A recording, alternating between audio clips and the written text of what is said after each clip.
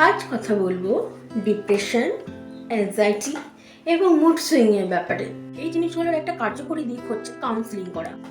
Anxiety, depression, মন খারাপ, ভালো লাগছে না, এই সমস্ত কিছু বা তোমার ওসিডি বা তোমার সিজোফ্রেনিয়া, এই সমস্তর জন্য কিন্তু ডক্টররা আমাদেরকে কাউন্সিলিং করাতে বলে এবং কাউন্সিলারের কাছে যেতে বলে।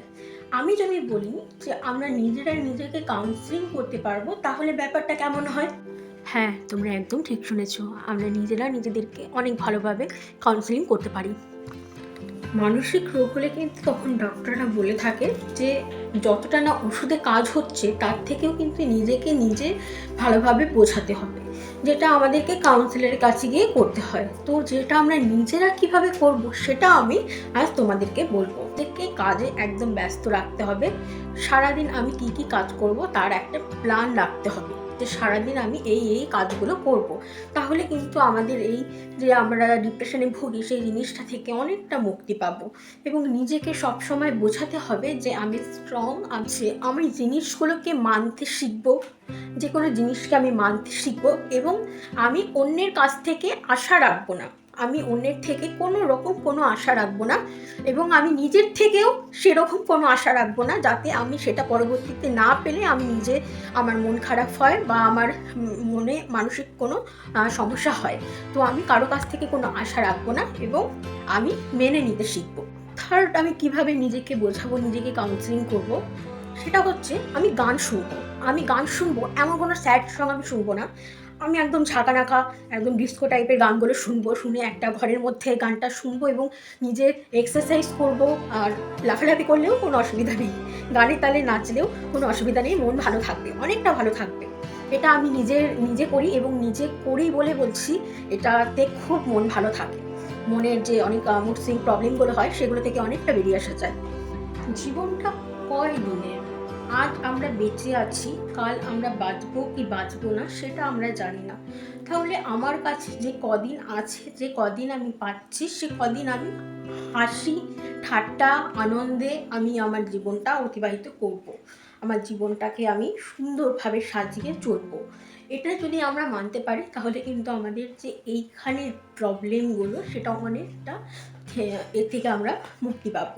মানসিক রোগী আপনাদের ভাষায় পাগল, উন্মাদ, এই ধরনের একজন মানুষও যে তার জীবনে আনন্দের সহকারে সে থাকতে পারে, তার জীবন অতিবাহিত করতে পারে এবং তার যেটা ইচ্ছা সে সেটা করতে পারে এবং সে নিজের লাইফে সফল হবে সেটা ভেবে এগিয়ে যেতে পারে, তার সবথেকে বড় প্রমাণ হচ্ছে আমি নিজে।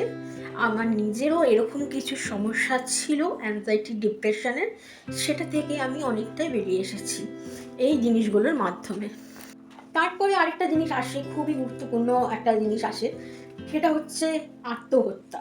কিছু একটা ছোট কারণ হোক, যাই হোক না কেন, আত্মহত্যা করার কথা বা কেউ কিছু বললো, সেটা শুনে তোমার মনে আত্মহত্যা করার কথা মাথায় এলো। তখন তুমি কি করবে? তখন তোমার একেতেই যখন এরকম সিচুয়েশন ক্রিয়েট হবে, তখন তোমার চোখ থেকে একটু জল আসার মতন তোমার মনটা ফেটে যাবে এবং তখন কি হবে, তোমার কান্না পাওয়ার মতন একটা সিচুয়েশন আসবে। তো তখন আমি বলবো, তুমি এই সুসাইডের থেকে ভালো তুমি একটু কান্না করে নাও, ঘরে দরজা আটকেই তুমি কান্না করে নাও। তাহলে দেখবে তোমার মনটা অনেকটা হালকা হবে এবং তুমি যেই চিন্তাভাবনাটা করছিলে, তখন তুমি তোমার বাবা মার কথা ভাবো। এবং আর কেউ না হোক, তোমার বাবা মা তোমার পাশে ছিল, থাকবে, এটা সবার বাবা মাই থাকে, যাদের থাকে না তারা শুধু নিজের কথাটা ভাবো। ভেবে সেই দিক থেকে নিজেদেরকে সরিয়ে নিয়ে আসো এবং সেইখান থেকে নিজেকে সরিয়ে এনে একটা সুন্দর জীবন দাও। নিজে খুব কষ্ট করো নিজে ইনকামের জন্য, নিজে যাতে তুমি রোজগার করতে পারো, তোমার জীবনটা একটা সুন্দর পরিপাটি ফুলের মতন একটা জীবন হয়, সেটা তুমি নিজেই তৈরি করতে পারো, তোমার নিজের হাতেই আছে। তুমি এটা মনে করবে যে আমার এই যে আমার যে মুড সুইং হচ্ছে, আমার যে ডিপ্রেশনের প্রবলেমগুলো হচ্ছে, সেগুলো কিছুই না। হ্যাঁ, আমি মেডিসিন অবশ্যই খাবো, মেডিসিন আমাকে কন্ট্রোল করতে সাহায্য করবে, কিন্তু আমি নিজেকেও নিজে কন্ট্রোল করতে পারি। এবং এটা চাইলে তুমি কোনো কাউন্সিলারের কাছে যেতে পারো কাউন্সিলিং করতে, কিন্তু আমার মনে হয় নিজে সেলফ কাউন্সিলিংটা একটা ভীষণ দরকারি একটা জিনিস, যেটা তুমি নিজে করলে সব থেকে ভালো হয়। তুমি যদি নিজেকে একবার বুঝিয়ে ফেলতে পারো, তাহলে দেখবে তোমার জীবনে শুধু আনন্দ আর আনন্দ, কোনো দুঃখের কোনো কিছুই নেই।